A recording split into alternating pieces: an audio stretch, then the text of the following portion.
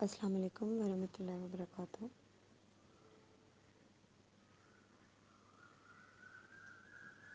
رب اشرح لی صدری ویسر لی امری واحلل عقدۃ من لسانی یفقہوا قولی۔ اللہم صلی علی محمد وعلی آل محمد کما صلیت علی ابراہیم وعلی آل ابراہیم انک حمید مجید۔ اللہم بارک علی محمد وعلی آل محمد کما بارکت علی ابراہیم وعلی آل ابراہیم انک حمید مجید۔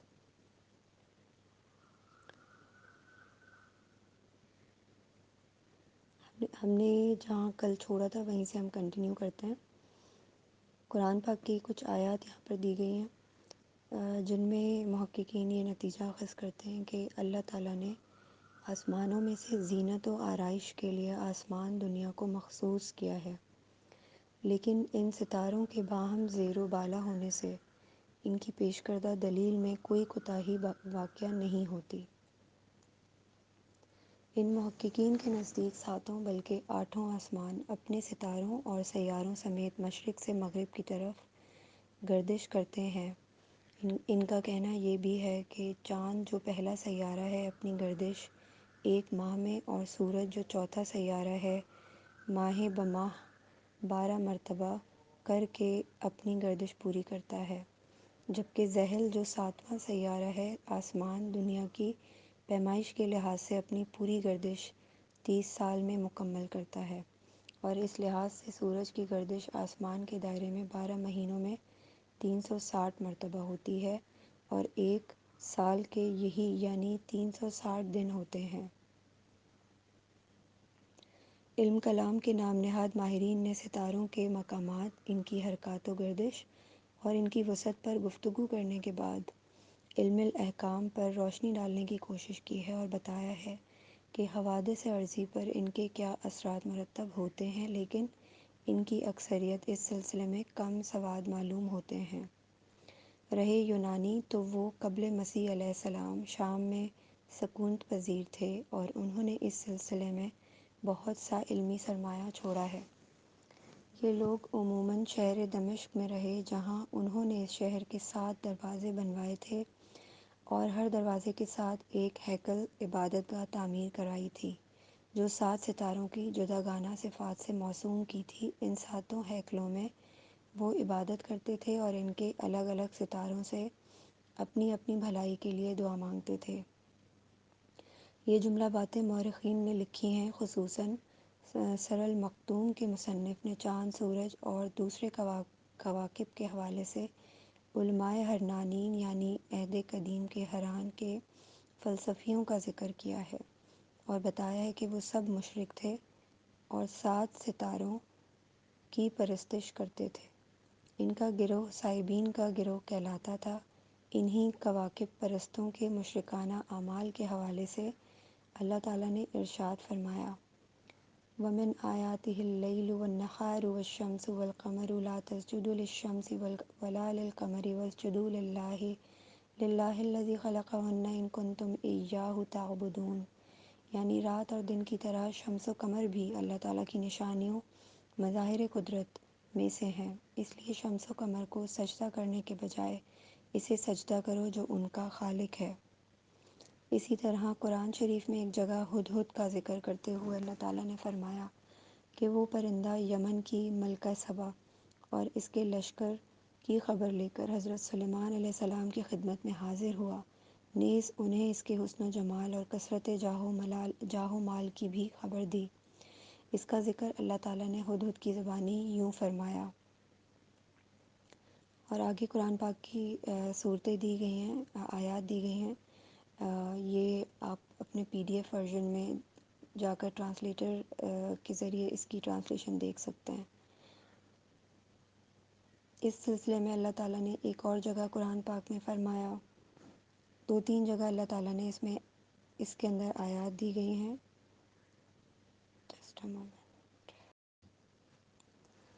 اس موضوع پر قرآن پاک میں کثرت سے بڑی اہم آیات ملتی ہیں۔ ایسی اکثر چیزیں زمین اور آسمان پر ہمارے مشاہدے میں شب و روز آتی ہیں،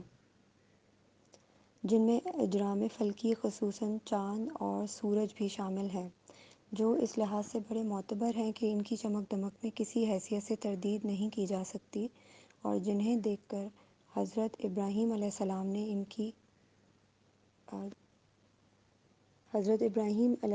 ان کی الوہیت اور ان کے معبود ہونے کی تردید کی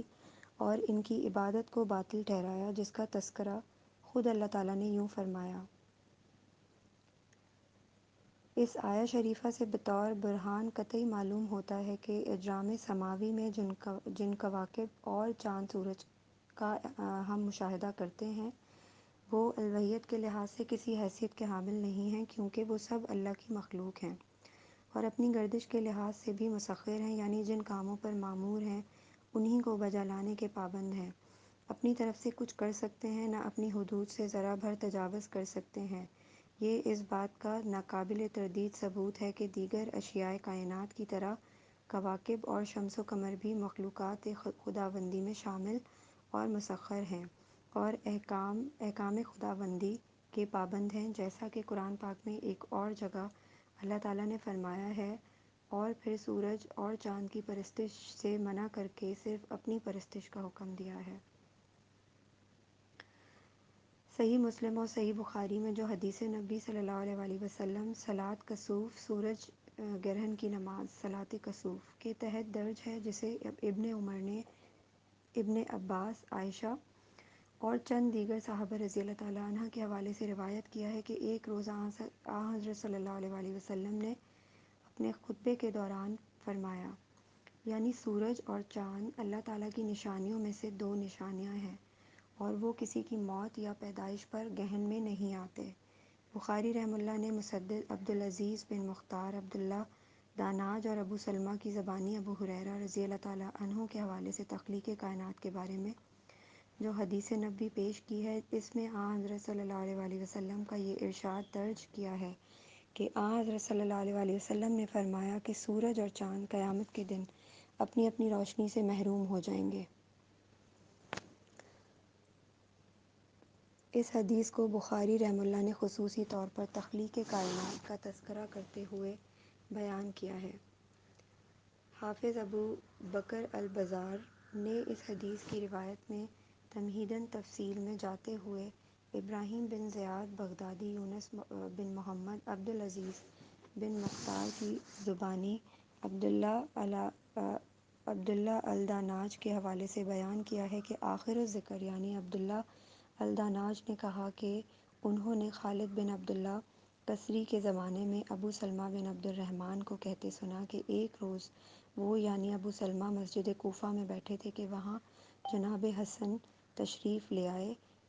تو باتوں باتوں میں ابو سلمہ نے انہیں ابو ہریرہ رضی اللہ تعالیٰ عنہ کے حوالے سے مندرجہ بالا حدیث نبوی یوں سنائی کہ حضرت صلی اللہ علیہ وآلہ وسلم نے فرمایا،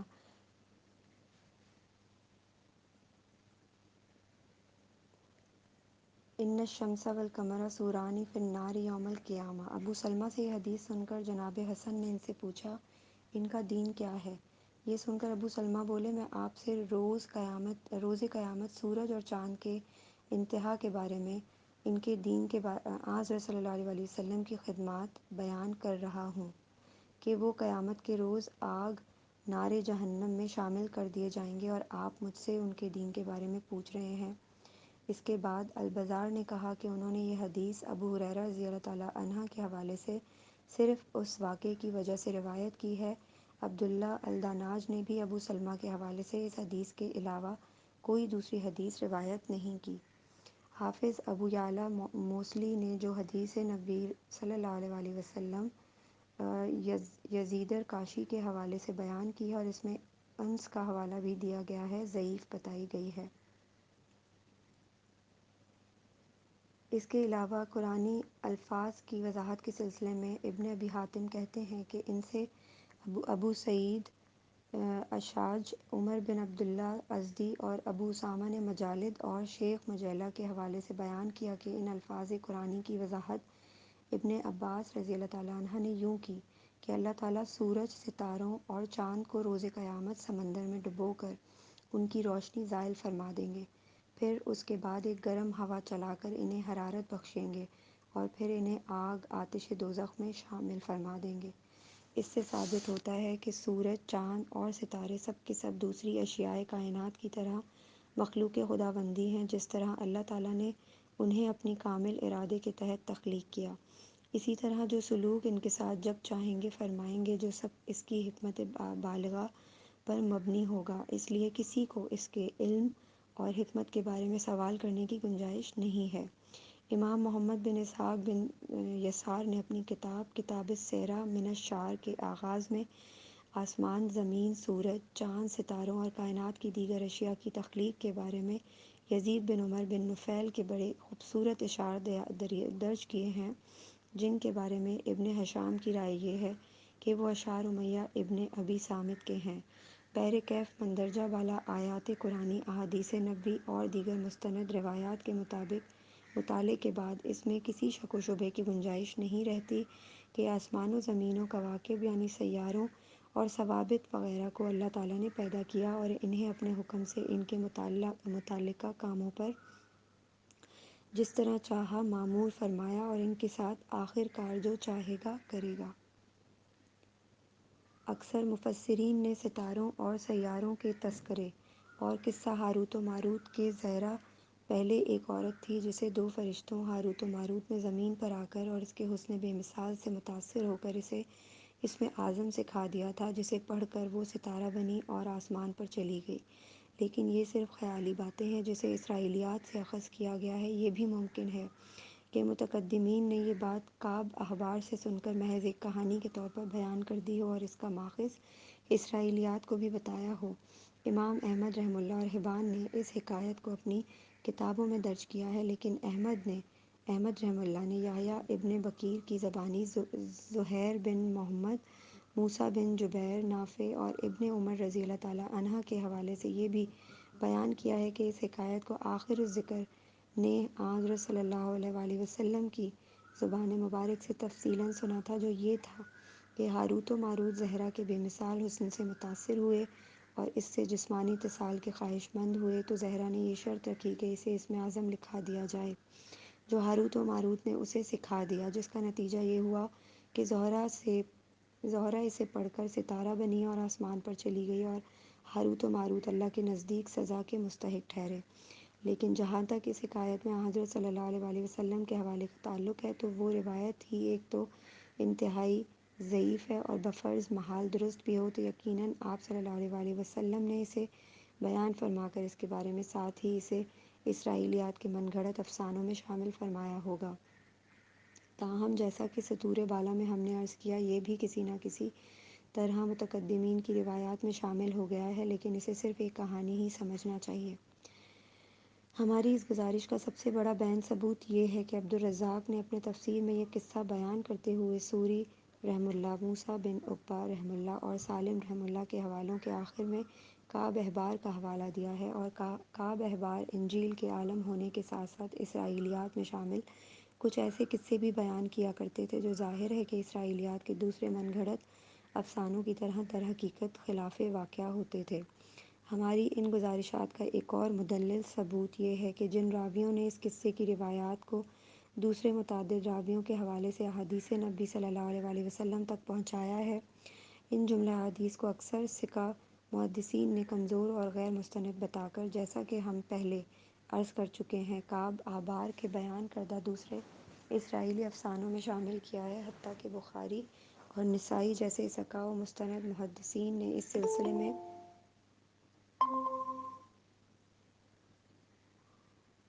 احادیث کی حد تک ان کی صحت سے انکار کیا ہے اور اس قصے کے اسرائیلیات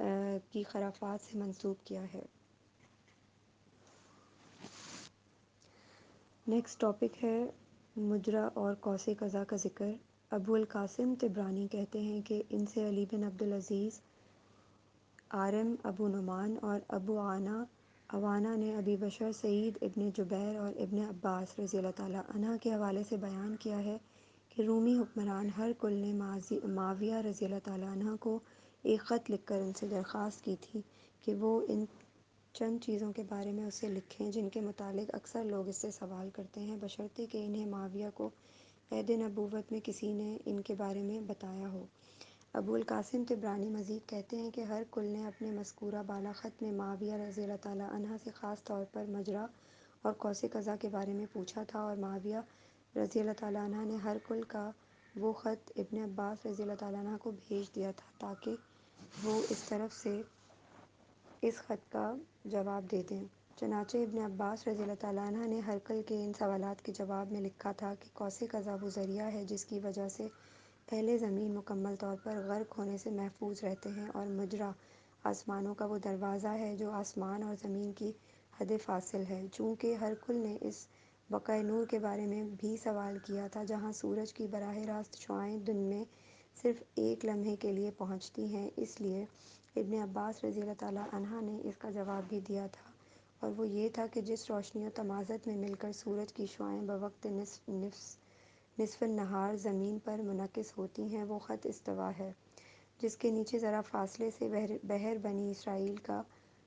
آغاز ہوتا ہے۔ یہ جملہ اسناد ابن عباس رضی اللہ تعالیٰ عنہ تک صحیح تسلیم کی گئی ہیں، لیکن اس سلسلے کی ایک دوسری روایت میں جو طبرانی ہی سے بحوالہ ابراہیم بن مخلد،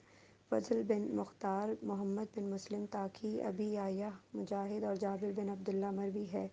بتایا گیا ہے کہ آن حضرت صلی اللہ علیہ وآلہ وسلم نے جب معاذ کو اہل کتاب یہود و نصارہ کے پاس بھیجا تھا تو ان سے فرمایا تھا کہ میں تمہیں اہل کتاب کے پاس بھیج رہا ہوں، لیکن اگر وہ تم سے اور سوالات کے علاوہ یہ بات دریافت کریں کہ آسمانی مجرہ کیا چیز ہے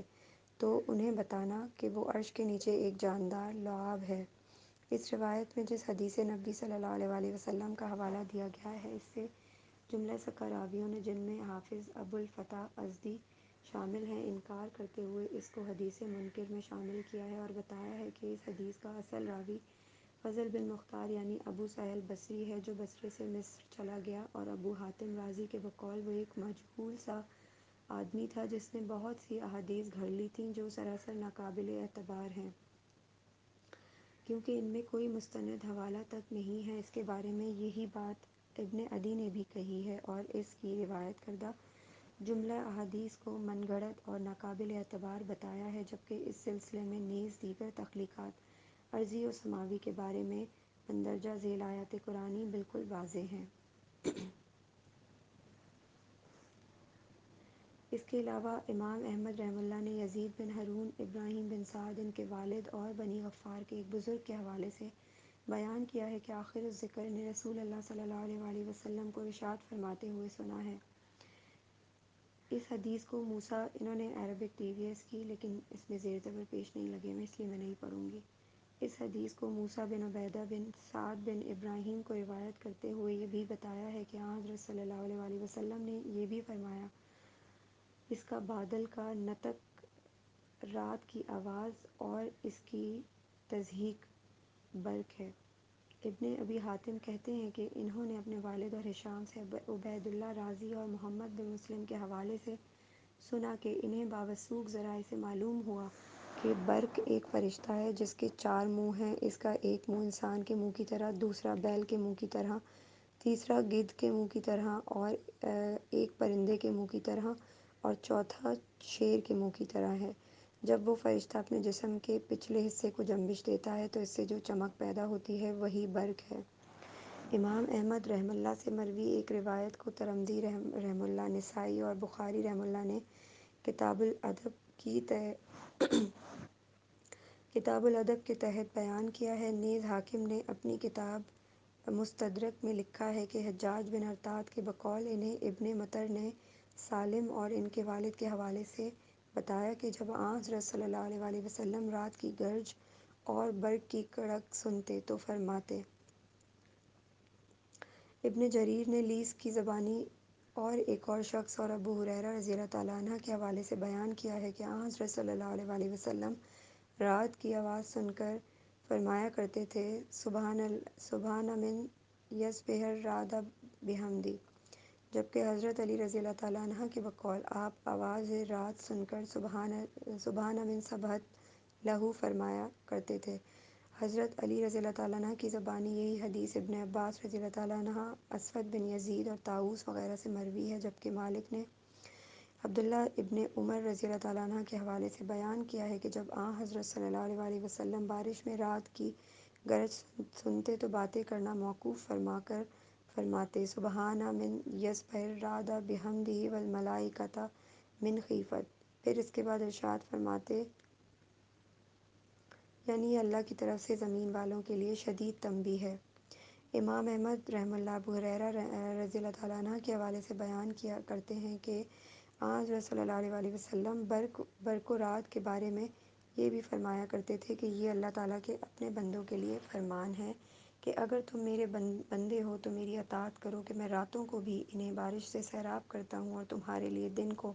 سورج طلوع کرتا ہوں، تو جب تم رات کی آواز سنا کرو تو اللہ کا ذکر کیا کرو، کیونکہ اللہ اپنے ذکر کرنے والوں کو کبھی کسی مصیبت میں مبتلا نہیں کرتا۔ یہ سب کچھ تفاسیر میں تفصیل کے ساتھ بیان کیا جا چکا ہے۔ تخلیق ملائکہ علیہ السلام اور ان کے اوصاف۔ اس باب کے آغاز میں ہم وہ آیات قرآنی درج کر رہے ہیں جن میں اللہ تعالیٰ نے نصرانیوں کے عقیدے یعنی نعوذ باللہ حضرت عیسیٰ علیہ السلام خدا کے بیٹے ہیں اور صفات الہیہ اور فرشتوں کے اوصاف کا ذکر فرمایا،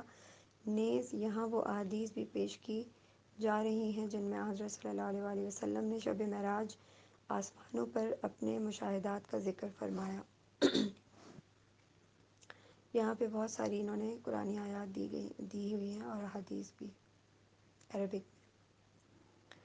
ان آیات میں جیسا کہ ہم نے سطور بالا میں عرض کیا، تخلیق ملائکہ کے ساتھ ان کے فرائض اور اوصاف کے علاوہ مومنوں اور کافروں کے اعمال اور روز قیامت ان کی جزا و سزا کے بارے میں کسی قدر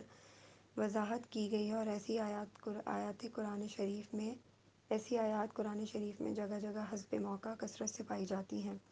ان آیات کی مکمل تفاسیر ہم نے اپنی کتاب تفسیر میں کی ہے اور بتایا ہے کہ ان میں اللہ تعالیٰ نے فرشتوں کی تخلیق، ان کے عوامل، ان کی عظیم اور مختلف اشکال کا ذکر وضاحت سے فرمایا ہے۔ ہمارے علاوہ دیگر علماء نے بھی ان آیات کی تفاسیر میں وضاحت کی ہے کہ یہ فرشتے مختلف اشکال میں زمین پر آتے رہتے ہیں۔ خصوصاً جبرائیل علیہ السلام کے متعلق خود حضرت صلی اللہ علیہ وسلم نے ارشاد فرمایا ہے کہ وہ آپ کی خدمت میں متعدد بار کبھی واہیہ بن خلیفہ کلبی کی شکل میں، کبھی کسی اعرابی بدوی اور کبھی اپنی اصلی شکل میں پیش حاضر ہوئے، اور یہ بھی ارشاد فرمایا کہ ان کے پردار بازو پنکھ 600 ہیں جو مشرق سے مغرب تک پھیل جاتے ہیں، اور آپ نے انہیں دوبارہ ملاحظہ فرمایا ایک بار تو اس وقت جب وہ آسمان سے زمین پر آپ کی خدمت میں حاضر ہوئے، اور دوسری بار شب معراج آپ نے ان کے یہ پنکھ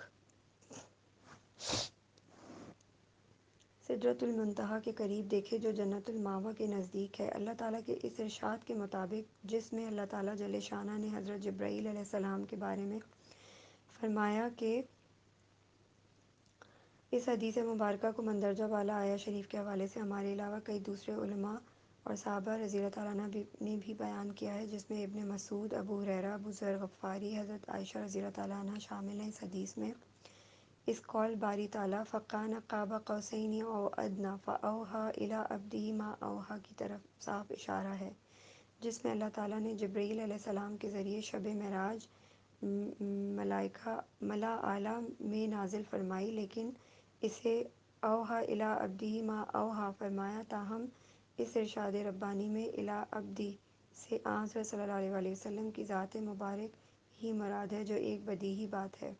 ہم نے احادیث اسریٰ کی تفسیر میں سدرۃ المنتہا کے بارے میں بیان کر دیا ہے کہ وہ آسمان ہفتم پر ہے، لیکن ایک روایت میں ہے کہ اس کی جڑ آسمان ششم پر ہے اور وہیں اس کی شاخیں پھوٹی ہیں، مگر اس کی بلندی آسمان ہفتم تک کی گئی ہے، نیز یہ کہ اس کی شاخیں اور پتے نوری ہیں، اور چونکہ بدیہی طور پر یہ نور خداوندی ہے، اس لیے اس کی تفصیلی ذکر اور صفات کے بیان سے انسان قاصر ہیں، ویسے یہاں اس کا تفصیلی ذکر بھی بے محل ہوگا۔ اس سے قبل ہم سمندروں اور دریاؤں کا ذکر کرتے ہوئے ایک حدیث کے حوالے سے بیان کر چکے ہیں کہ سدرۃ المنتہا کی جڑ سے 4 دریا نکلے ہیں، جن میں سے 2 جنت ہی میں ہیں اور 2 زمین پر نیل و فرات کی شکل میں بہتے ہیں۔ شب معراج میں آسمانوں پر اپنے مشاہدات کا ذکر فرماتے ہوئے سدرۃ المنتہا کے بارے میں آن حضرت صلی اللہ علیہ وسلم نے ارشاد فرمایا، یعنی اس کی شاخیں بلندی میں ستونوں جیسے اور اس کے پتے ہاتھی کے کانوں جیسے ہیں۔ سدرۃ المنتہا کی جڑ سے نکلنے والے دریاؤں کے بارے میں آن حضرت صلی اللہ علیہ وسلم نے فرمایا، اس کی جڑ سے نکلنے والے دو باطنی اور دو ظاہری دریا ہیں۔ باطنی دریا جنت میں ہے اور ظاہری دریا زمین پر دریائے نیل اور دریائے فرات ہیں۔ ان دریاؤں کا ذکر ہم سمندروں اور دریاؤں کے ضمن میں پہلے ہی کر چکے ہیں۔ مذکورہ بالا حدیث میں حضرت صلی اللہ علیہ وسلم نے بیت المعمور کے ضمن میں ارشاد فرمایا ہے کہ اس میں ہر روز 70,000 فرشتے داخل ہوتے ہیں، لیکن وہ فرشتے اس میں دوبارہ نہیں جاتے۔ بیت المعمور کے ذکر کے ساتھ آپ صلی اللہ علیہ وسلم نے یہ بھی ارشاد فرمایا، وہاں میں نے حضرت ابراہیم خلیل اللہ کو دیکھا جن کی پشت بیت المعمور کی طرف تھی۔ بیت المعمور کا ذکر کرتے ہوئے ہم پہلے تفصیل میں بتا چکے ہیں کہ وہ 7ویں آسمان پر ایک مسجد ہے جیسے خانہ کعبہ زمین پر ہے۔ سفیان ثوری، شعبہ اور ابو الاحوص کی زبانی سماک بن حرب اور خالد بن عرعرہ کے حوالے سے مروی ہے کہ ابن علقمہ نے حضرت علی رضی اللہ تعالیٰ عنہ سے بیت المعمور کے بارے میں دریافت کیا تو انہوں نے فرمایا کہ وہ آسمان پر ایک مسجد ہے جسے ذرہ کہا جاتا ہے، اور وہ مسجد کعبہ کی شکل کی اور آسمان میں اس کے یعنی خانہ کعبہ کے عین اوپر ہے۔ آسمان پر اس کی عزت و حرمت ایسی ہی ہے جیسے زمین پر خانہ کعبہ کی ہے۔ اس میں ہر روز 70,000 فرشتے نماز پڑھنے جاتے ہیں، لیکن وہ وہاں دوبارہ نہیں جاتے۔ یہی روایت علی بن ربیعہ اور ابو طفیل نے حضرت علی رضی اللہ تعالیٰ عنہ کے حوالے سے بیان کی ہے۔ طبرانی کہتے ہیں کہ ان سے حسن بن علویہ القطان، اسماعیل بن عیسیٰ العطار، اسحاق بن بشر، ابو حذیفہ اور ابن جریج نے صفوان بن سلیم، کریب اور ابن عباس رضی اللہ تعالیٰ عنہ کے حوالے سے بیان کیا ہے کہ آن حضرت صلی اللہ علیہ وسلم نے ارشاد فرمایا کہ بیت المعمور آسمان پر ہے جسے ذرہ کہا جاتا ہے، وہ آسمان پر بیت اللہ کی بالکل سیدھ میں ہے۔ اس کی خبر جسے بھی ہے اسی کو ہے، اس میں ہر روز 70,000 فرشتے داخل ہوتے ہیں، لیکن انہیں وہاں دوبارہ داخل ہوتے کسی نے نہیں دیکھا۔ اس کی حرمت آسمان پر بالکل ایسی ہی ہے جیسی زمین پر مکہ میں خانہ کعبہ کی ہے۔ اسی طرح غونی نے ابن عباس، انس، مجاہد، اکرمہ، ربیع بن انس السدی اور کئی دوسرے راویوں کے حوالے سے یہ حدیث روایت کی ہے۔ قتادہ رضی اللہ تعالیٰ عنہ کہتے ہیں کہ رسول اللہ صلی اللہ علیہ وسلم نے ہم سے بیت المعمور کا ذکر فرمایا اور پھر دریافت فرمایا کہ آیا تم جانتے ہو کہ وہ کیا ہے اور کہاں ہے؟ اس کے بعد قتادہ رضی اللہ تعالیٰ عنہ کہتے ہیں کہ ہم نے عرض کیا کہ اللہ اور اس کا رسول صلی اللہ علیہ وسلم ہی اس کے بارے میں جانتے ہیں۔ پھر آن حضرت صلی اللہ علیہ وسلم نے فرمایا، وہ آسمان پر خانہ کعبہ کی شکل کی ایک مسجد ہے جسے کوئی صرف ایک بار ہی دیکھ سکتا ہے۔ اس میں 70,000 فرشتے روزانہ نماز ادا کرنے جاتے ہیں، لیکن ایک بار کے سوا وہ یعنی وہ جو ایک بار وہاں جا چکے ہیں دوبارہ نہیں جاتے۔ ضحاک کے خیال میں اسے یعنی بیت المعمور کو ابلیس، اس پر اللہ کی لعنت ہو، اور ان ملائکہ نے جو اس کے ساتھ اور جن کہلاتے تھے تعمیر کیا ہے۔ متاخرین بیان کرتے ہیں کہ ہر آسمان پر فرشتوں نے اللہ تعالیٰ کی عبادت کرنے کے لیے ایک گھر، بیت، مسجد بنا رکھا ہے، اور وہ اس میں نوبت بنوبت، وقتاً فوقتاً، یکے بعد دیگرے اللہ تعالیٰ کی عبادت کے لیے ویسے ہی حاضر ہوتے رہتے ہیں جس طرح اہل ارض حج کے لیے ہر سال اور عمرے کے لیے جب چاہیں خانہ کعبہ میں حاضر ہو کر اس کا طواف کرتے ہیں اور وہاں عبادت کرتے ہیں یعنی نماز ادا کرتے ہیں۔ سعید بن یحییٰ بن سعید اموی اپنی کتاب المغازی میں بیان کرتے ہیں کہ ان سے ابو عبید نے مجاہد کی زبانی بیان کیا کہ ساتوں آسمانوں اور زمین کے ساتوں طبقات پر جو حرم پاک تعمیر کیے گئے ہیں ان کی تعداد 14 ہے، اور بیت العمور جو آسمان پر تعمیر کیا گیا ان میں سے ایک ہے اور چوتھا ہے، جو زمین کی پیمائش سے 7 گنا بڑا ہے۔ ویسے ہر آسمان پر اللہ تعالیٰ کی عبادت کے لیے ایک حرم تعمیر کیا گیا ہے۔ بیت المعمور کی عزت و حرمت آسمان پر ویسی ہی ہے جیسی زمین پر بیت اللہ خانہ کعبہ کی ہے۔ یہی روایت ایک اور جگہ مجاہد ہی سے ابو معاویہ، اعمش اور ابی سلیمان موزن الحجاج کے حوالے سے مروی ہے، جس میں بتایا گیا کہ آخر الذکر یعنی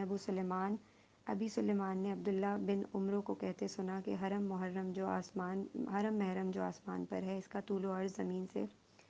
7 گنا ہے، نیز یہ آسمان کے اس حرم پاک کا نام بیت العزیٰ بھی لیا جاتا ہے۔ اس میں پہلے داخل ہونے کا شرف جس فرشتے کو ملا اس کا نام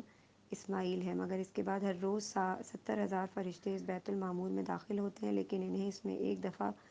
کے بعد وہاں دوبارہ جانے کا موقع نہیں ملتا۔ یہ کافی ابھی اس میں اس چیپٹر کو انہوں نے کافی لمبا کنٹینیو کیا ہے، اس کو ہم کل انشاءاللہ کنٹینیو کریں گے۔ میں ایک بات سے ختم کرتی ہوں یہ سیشن۔ ایک ابھی کچھ ٹائم پہلے ایک پوسٹ ریومر سرکولیٹ کر رہی تھی سوشل میڈیا پر کہ خلا سے جو خلا باز ہیں، انہوں نے جب ارتھ کو دیکھا تو ان کو ارتھ میں ہر چیز جو ہے وہ اندھیرے میں ڈوبی ہوئی نظر آئی، سوائے دو جگہوں کے، جہاں مسجد نبوی بنی ہوئی ہے اور جہاں خانہ کعبہ بنا ہوا ہے، وہاں پہ روشنی پھوٹتی ہے وہاں سے۔ اور ابھی انڈونیشیا کی 16 یونیورسٹیوں کے اسٹوڈنٹ نے اس کے اوپر ریسرچ کی ہے، اور یہ پروف ہو گیا ہے کہ اگر خانہ کعبہ کا طواف رک جائے، یا مسلمان جو پوری دنیا میں نماز پڑھتے ہیں وہ رک جائے، تو زمین کی گردش رک جائے گی، اور زمین جو ہے وہ تباہ ہو جائے گی، وہ اس کی جو زمین کے اوپر جو زندگی جاری و ساری ہے وہ رک جائے گی، کیونکہ حجر اسود کو ایک بہت اسٹرانگ میگنیٹک پاور اور میگنیٹک آلہ کار بتایا گیا ہے، جو جس سے ریڈیشنز نکلتی ہیں، اور پورے سال کہیں نہ کہیں نماز پڑھی جا رہی ہوتی ہے یا اذان دی جا رہی ہوتی ہے، اور خانہ کعبہ کا طواف کبھی بھی نہیں رکتا۔ تو یہ چیز جو ہے یہ ابھی ریسنٹلی، یہ آئی ڈونٹ نو آپ کی نالج میں ہے کہ نہیں، سو آئی تھاٹ کہ میں آپ کو بتا دیتی ہوں۔ یہ ریسرچ سے ابھی انہوں نے پروف کیا ہے، اور یہ دیکھیں اللہ کی قدرت ہے۔ تو انشاءاللہ پھر کل نیکسٹ سیشن میں مزید بات کرتے ہیں اس کے اوپر۔ جزاک اللہ خیر۔ السلام علیکم ورحمۃ اللہ وبرکاتہ۔ جی وعلیکم السلام، جزاک اللہ خیر۔ بارک اللہ فیک۔